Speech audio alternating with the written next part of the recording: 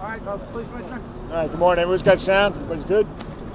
All right, good morning. At approximately 7:20 this morning, we had a terror-related incident in the subway in the passageway between 42nd and 8th and 42nd and 7th. The governor's going to speak. The mayor's going to speak. I'm going to give you some more details. Dan Nigro is going to talk about some of the minor injuries, and then Joe Loda is going to talk about subway service. Governor? Thank you. Good morning to everyone. The first news this morning was obviously very frightening and disturbing. When you hear about a bomb in the subway station, which is in many ways one of our worst nightmares, the reality turns out better than the initial expectation and fear. You had a number of law enforcement agencies that did a fantastic job. The NYPD, the PAPD, the Port Authority Police, the MTA Police, they were all on it. You see behind us representatives of all the agencies coordinated. The Assistant Director of the FBI, Bill Sweeney, is here. So everyone worked together. There was an explosion. The police commissioner will go over the details. It was an effectively low-tech device. There were several injuries, we hope minor, and it was handled extraordinarily well. There was a disruption in train service and bus service while a sweep was being done. That's all being restored now, as you'll hear from Joe Loda. The subway service, except at 42nd Street, is being restored. The Port Authority bus terminal is reopened, so buses will be running once again. This is New York. The reality is that we are a target by many who would like to make a statement against democracy, against freedom. We have the Statue of Liberty in our harbor, and that makes us an international target. We understand that. With the internet now, anyone can go on the internet and download garbage and vileness on how to put together an amateur level explosive device. And that is the reality that we live with. The counter reality is that this is New York, and we all pitch together, and we are a savvy people, and we keep our eyes open, and that's what See Something, Say Something is all about. And we have the best law enforcement on the globe, and we're all working together extraordinarily well. I want to thank the mayor and the mayor's office for doing a great job this morning. And we will go forward, and we'll go forward together. All the service will resume. Let's go back to work. We're not going to allow them to disrupt us. That's exactly what they want. And that is exactly what they're not going to get. Thank you. Thank you. Thank you very much, Governor. Let's be clear, as New Yorkers, our lives revolve around the subways. When we hear of an attack in the subway, it's incredibly unsettling. And let's be also clear, this was an attempted terrorist attack. Thank God the perpetrator did not achieve his ultimate goals. Thank God our first responders were there so quickly to address the situation, to make sure people were safe. Thank God the only injuries we know at this point were minor. But I agree 100% with the governor's point. The choice of New York is always for a reason, because we're a beacon to the world, and we actually show that a society of many faiths and many backgrounds can work, and we show that democracy can work, and our enemies want to undermine that. The terrorists want to undermine that, so they yearn to attack New York City.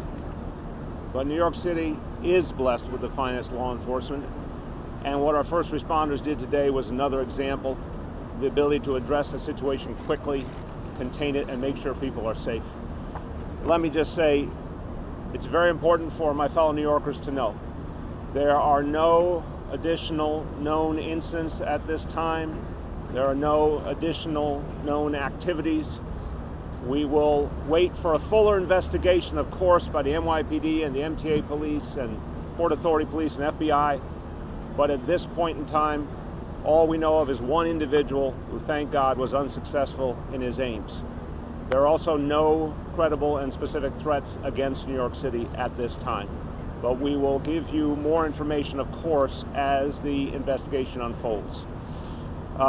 The first responders responded brilliantly. Now the mission of the NYPD is to secure all major transit hubs and major sites in this city. So you'll see expanded NYPD presence today all over the city.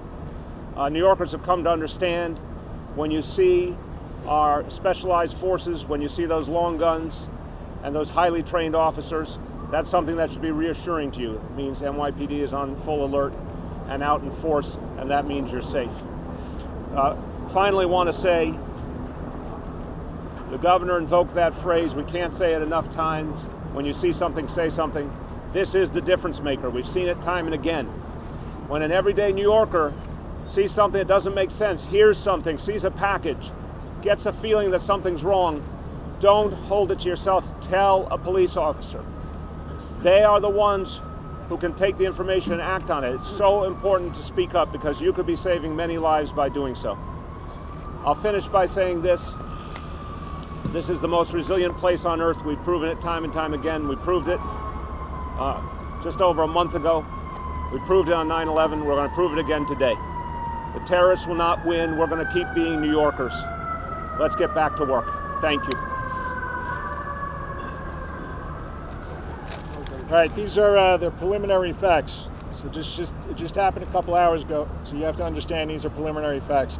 At approximately 7:20, in a below-ground walkway, which connects the I&D line at 4-2 and 8th Avenue with the IRT line at 4-2 and 7, and that's the shuttle at Times Square and the 1, 2, and 3 train, police were called to a reported explosion.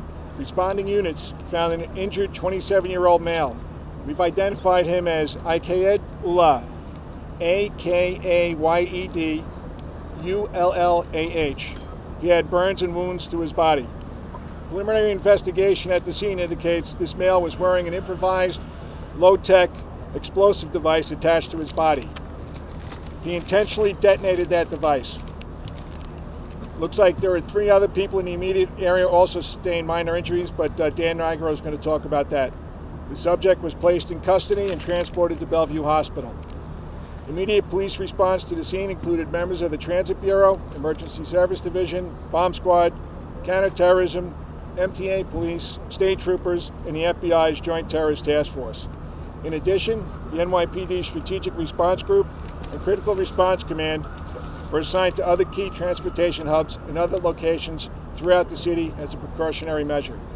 This incident was captured on transit system video. A further review and interview of witnesses is underway. A thorough background investigation into Akayed Ullah is being conducted by the Joint Terrorist Task Force.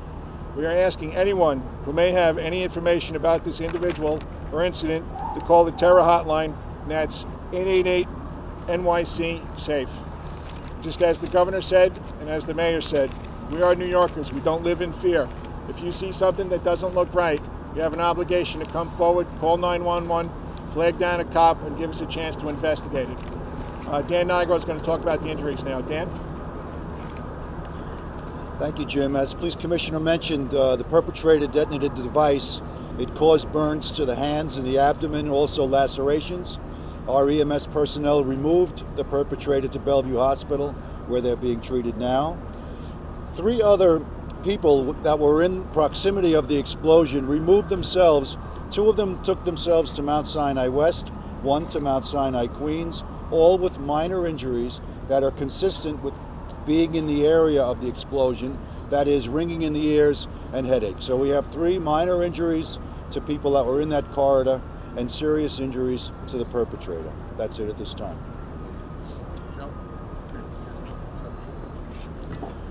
Thank you. As the commissioners have both said, and the mayor and the governor both said earlier this morning, we received an alert of the explosion that happened in the tunnel and immediately the MTA and the Transit Authority shut down the lines on the 8th Avenue line, the A, the C, the E. Many of them were rerouted. I will tell you right now, they are all back. The only disruption we have right now is that on both the 7th Avenue line as well as the 8th Avenue line, we're bypassing the Times Square 42nd Street corridor, and also the shuttle between Grand Central and Times Square is currently shut down. We expect it to be back up and normal by this evening's rush hour. I do want to also state that on November 6th, just a month or so ago, we had a tabletop exercise with the NYPD to coordinate our efforts in the event that something like this ever happened. And the result of that was today, in less than 2 hours, we are back totally up to speed and getting our passengers around. I want to especially thank not only the NYPD, but also our passengers and our customers for their patience. Thank you. All right, we're going to take some questions. Commissioner, any history? The question is did the subject utter anything before he detonated the device? Part of the investigation. Where was the device located? Is a potential target for years. I don't know if Joe can address this to the governor, but typically have police on platforms and on trains, but there are a lot of these corridors connecting lines where you don't see a cop. Does this point out a potential security weakness and something that might be addressed going forward? All right, the question is that transit seems to be an apparent target, and are there any weaknesses downstairs? Listen, we have almost 3,000 transit cops that work in the subway system every day. We have the Strategic Response Group, we have the Critical Response Command. All parts of this system are patrolled. Commissioner, can you describe, is it a belt, a backpack, or a vest? A little more about the device. And in the video, what does he look like he's doing? Does he look like he's waiting for a big crowd to gather? What is he doing? All right, the question was, what does the device look like, and what was the subject doing before he detonated? John Miller can talk about that.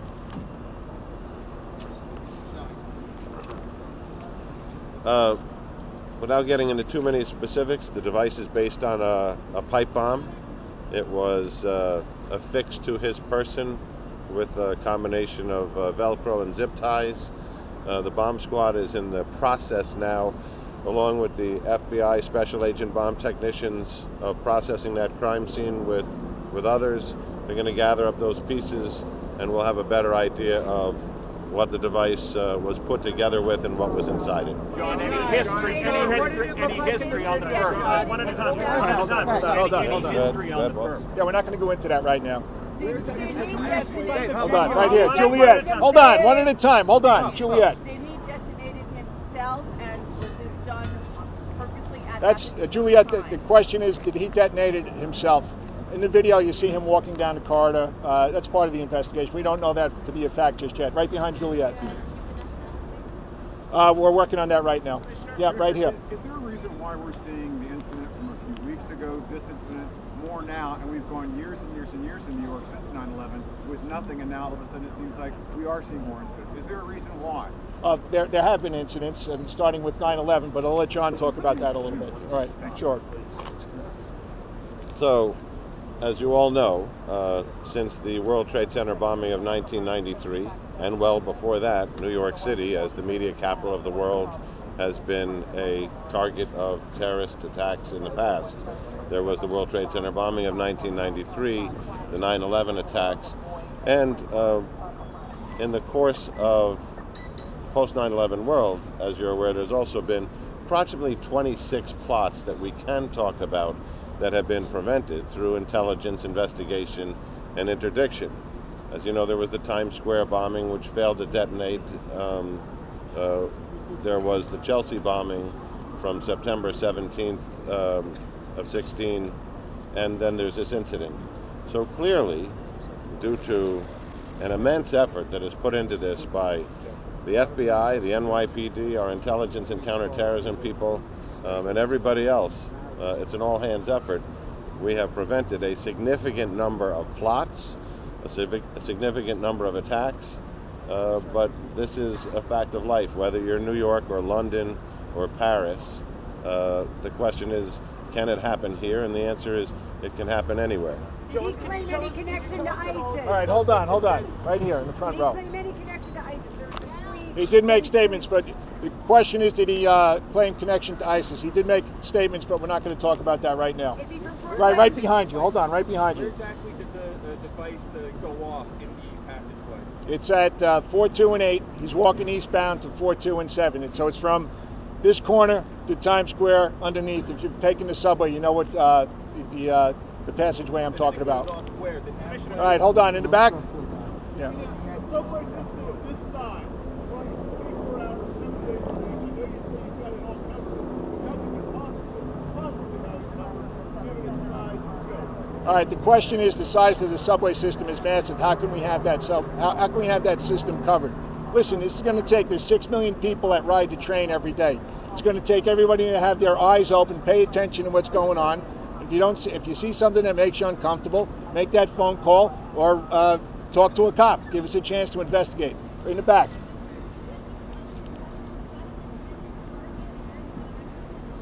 We don't know. The question is, was it intentional, the spot where he detonated the explosive device? We don't know that yet. Right here, Miles. Hey, Commissioner, I understand you executed a search warrant in Brooklyn, and how far have you been able to track the suspect? Yeah, we're not going to. The question is that are we at different locations in Brooklyn?